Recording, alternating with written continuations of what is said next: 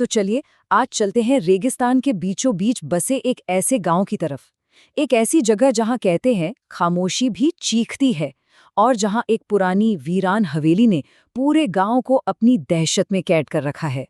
ये कहानी है थरकाना गांव की। जी हाँ, एक ऐसी जगह जहां की रातें सिर्फ ठंडी नहीं बल्कि जिंदा महसूस होती हैं, जहां लगता है हवा में कोई फुसफुसा रहा है और खामोशी में उन चूड़ियों की खनक गूंजती है जिन्हें पहना ही नहीं गया। तो इस गांव के बीचों बीच खड़ी है एक वीरान हवेली, राय साहब की हवेली। और जानते हैं, कहते हैं इसका दरवाजा हमेशा आधा खुला रहता है, जैसे जैसे मानो वो किसी नए शिकार को एक बहुत ही खतरनाक खेल के लिए अंदर बुला रहा हो। देखिए, सदियों से ये गांव ना एक बड़ी अजीब और खौफनाक परंपरा में जकड़ा हुआ था। परंपरा ये थी कि गांव के हर नए शादीशुदा जोड़े को अपनी पहली रात उसी हवेली में गुजारनी पड़ती थी। सोचिए जरा, नाम था इसका पुरखों का आशीर्वाद, लेकिन असल में ये मौत का खेल था। और ये श्राप, ये सिर्फ कोई कहानी नहीं थी, असलियत थी। साल 2007 में सरपंच के बेटे और उसकी नई दुल्हन को भी ये परंपरा निभानी पड़ी। पर अगली सुबह जब हवेली का दरवाजा खुला तो सिर्फ दुल्हन बाहर निकली। उसकी आंखें एकदम खाली थी, दहशत से भरी हुई। उसने बस इतना कहा, वो खेलने आई थी, बस। और उसी दिन के बाद थरकाना में फिर कभी कोई शादी नहीं हुई। तो इस घटना के बाद 16 साल तक गांव एक अजीब सी खामोशी में डूबा रहा। फिर साल 2023 में दिल्ली से सिया आई। सिया एक रिसर्चर थी जो पुरानी लोक कथाओं और रहस्यों पर काम कर रही थी।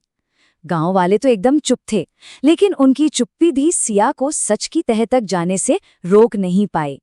अब गांव में मदद तो किसी ने की नहीं, लेकिन एक बूढ़ी औरत ने उसे एक चेतावनी जरूर दी।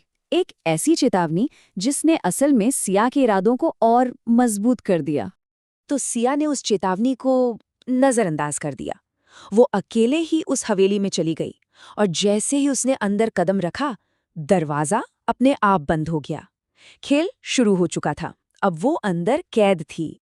और फिर अचानक दीवार पर खून जैसे लाल रंग से एक संदेश उभरने लगा। ऐसा लग रहा था जैसे कोई अनदेखा हाथ उसे लिख रहा हो। ये हवेली में मौजूद उस शक्ति की तरफ से एक सीधी सीधी चुनौती थी। और पता है, जैसे ही वो लिखावट गायब हुई ना, ठीक उसी जगह धूल से भरे फर्श पर भीगी हुई चूड़ियों की एक जोड़ी मिली। गीली चूड़ियां, जैसे जैसे कोई उन्हें अभी अभी वहां उतार कर गया हो। जाहिर है उस रात के खौफ ने सिया को डरा तो दिया, लेकिन वो टूटी नहीं। उसकी खोज उसे ले गई जगन्नाथ काका तक। ये वो शख्स थे जो कभी उसी हवेली में काम करते थे, और आखिरकार उन्होंने ही उस राज से पर्दा उठाया जो सालों से हवेली की दीवारों में दफन था। तो सच ये था कि हवेली में कोई पिशाच नहीं था, बल्कि एक औरत की आत्मा कैद थी जिसका नाम था मोहिनी। पता चला कि राय साहब ने उसे हवेली के तहखाने में जिंदा जला दिया था, और बस तभी से उसकी आत्मा बदले की आग में जलती हुई हमेशा के लिए उस हवेली का ही एक हिस्सा बन गई। अब जब सच सामने आ गया तो सिया ने फैसला कर लिया कि वो इस श्राप को खत्म करके ही रहेगी। कुछ गांव वालों ने भी हिम्मत दिखाई और वे सब मिलकर उस शक्ति का सामना करने के लिए उसी तहखाने में उतरे। वही तहखाना जिसे खेल घर कहा जाता था। घने अंधेरे में उन्हें एक परछाई दिखाई दी। सिया ने सारी हिम्मत जुटाई और वो एक सवाल पूछा जो शायद इस श्राप को तोड़ सकता था। उसने पूछा, तुम्हारा नाम क्या है? ये सवाल सुनते ही उस आत्मा का गुस्सा बढ़ने लगा। तभी भीड़ में से गांव की एक बुजुर्ग औरत, धन की बाई, आगे आईं और उन्होंने कांपती हुई आवाज में उसका नाम पुकारा, मोहिनी। और बस उस एक नाम ने जैसे उसे सालों के गुमनाम दर्द से आजाद कर दिया। अपना नाम वापस मिलते ही वो आत्मा शांत हो गई और हवा में ही कहीं गायब हो गई। हवेली की दहशत मानो खत्म हो गई थी और थरकाना पर एक अजीब सी शांति छा गई। लेकिन ये तो तूफान से पहले की शांति थी। गांव वालों को लगा, चलो भाई, आप सब आजाद हो गए हैं। लेकिन वो गलत थे, बहुत गलत। सिया हवेली से लौट तो आई थी, पर अब वो पहले वाली सिया नहीं रह गई थी।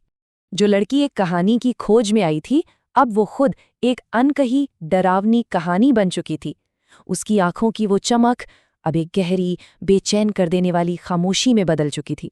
और बहुत जल्द गांव वालों को असली और उससे भी ज्यादा भयानक सच का एहसास हो गया। वो शक्ति, वो आत्मा खत्म नहीं हुई थी। उसने तो बस अपना नया ठिकाना ढूंढ लिया था। इस बार संदेश हवेली में नहीं मिला, बल्कि गांव के मंदिर के दरवाजे पर लिखा था, काली राख से। और ये संदेश उनके सबसे बड़े डर की पुष्टि कर रहा था। और ठीक वहीं सिया खड़ी थी।